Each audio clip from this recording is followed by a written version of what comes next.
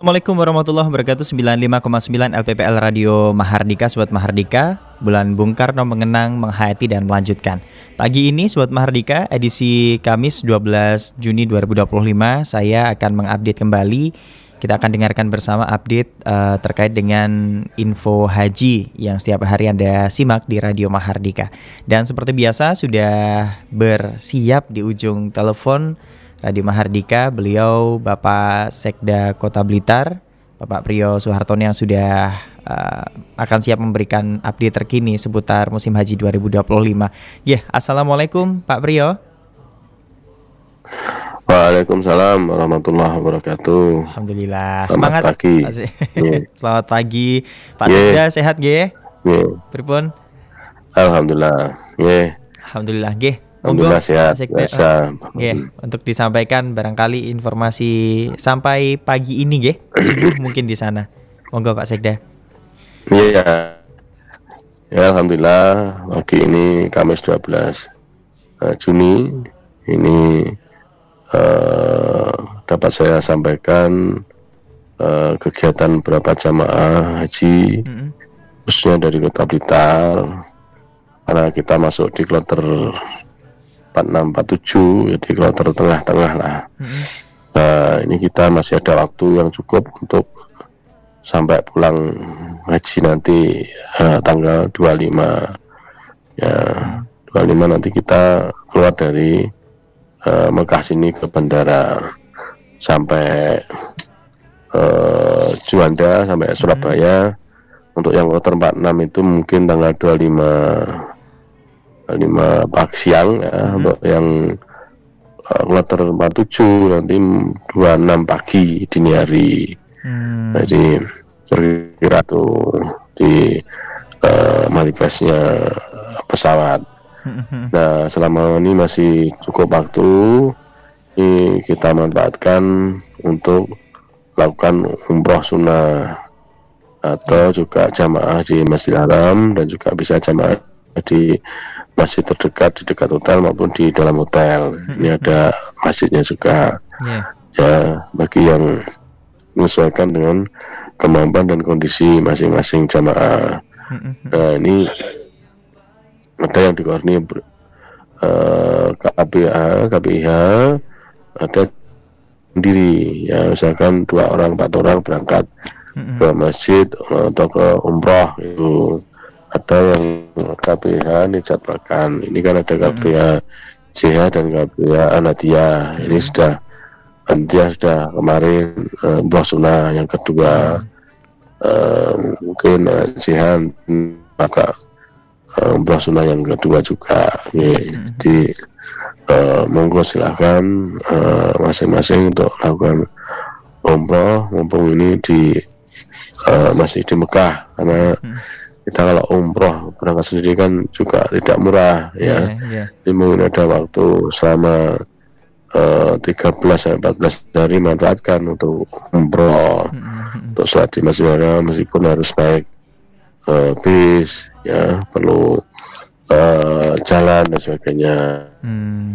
Ini kegiatan itu, dan juga kegiatan istighosah ini kadang 2 hari sekali lah kita lakukan secara bersama-sama ya, untuk mendoakan keselamatan kita, selamat keluarga, juga keselamatan perjalanan jamaah ini, dan juga keluarga kita. Ini kita selalu lakukan istighosah baik secara umum, campuran dari seluruh hotel, juga khusus dari Kota Blitar. Ini yang kita lakukan.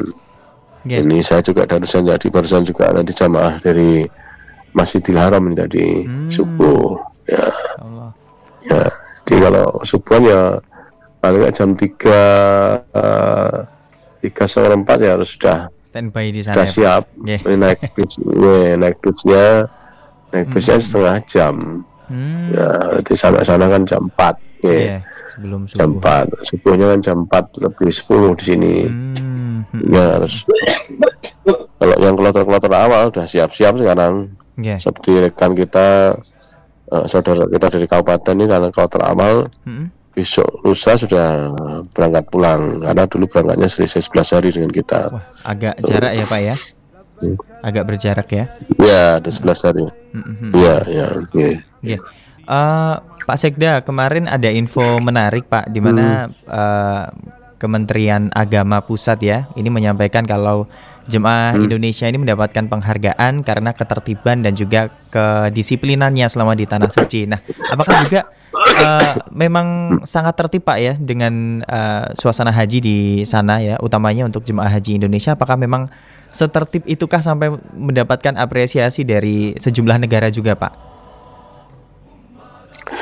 Iya, kalau jemaah haji orang Indonesia itu kan paling banyak di antara semua jemaah haji seluruh dunia. Kita hampir 1/4 sendiri lah dari jemaah yang 1,5 juta ini. Kita hampir 1/4-nya dulu. Nah, kita memang dari dulu saya pernah haji dan umroh, memang jemaah haji Indonesia itu orang yang paling manut ya, paling ditegur ya, ya sama polisi sama keamanan. Kalau di sini nggak boleh ya ikuti aja, nggak pernah melawan, mau bantah juga nggak tahu bahasanya.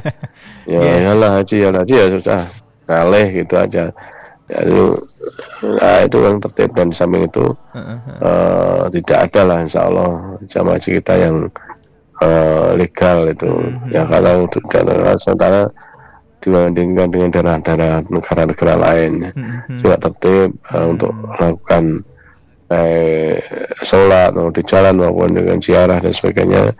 Kita selalu tertib orangnya kan, ya manut-manut lah orang-orang Indonesia itu. Menurut saya itu memang benar, memang seperti itu kondisinya, baik di dalam masjid Haram atau Masjid Nabawi. Kita kalau sudah diingatkan sama tugas mengikuti, tidak perlu berdebat. Kalau orang-orang selanjutnya polisinya ngajak berdebat, kita debat gimana? Nggak tahu bahasanya, sampai kita juga semanut aja gitu. Jadi mengenai jadi perkara, itu aja orang-orang Indonesia itu karakternya seperti itu. Saya kira itu. Dan kemarin juga saya mantau statement dari Menteri Agama, dia juga merasa perlu pembenahan tahun depan, ada hal yang kurang. Alhamdulillah, memang setiap tahun itu ada aja, nggak mungkin setiap orang itu pasti kekurangan. Ya itu sifatnya manusia seperti itu, nggak apa-apa. Tapi kalau menurut saya memang ada kekurangan, tapi sudah cukup bagus. Dan perlu kita memang kita tingkatkan terus ya. Jadi yang kekurangan kemarin bisa kita selesaikan, kita carikan solusi untuk bisa dilaksanakan tahun depan, gitu aja. Nah, sementara udah bagus lah ya untuk tenda sebenarnya. Kemarin hanya transportasi sama pembagian yang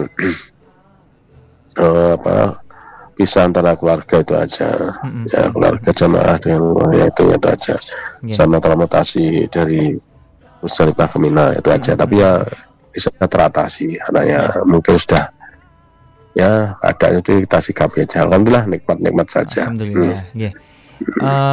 Pak Sek, ini beberapa jemaah kita kan ada yang lansia sama menikah. Ya, ada yang lansia. Berapa jumlahnya Pak? Banyak ya, atau lebih lansia ya? Banyak kita.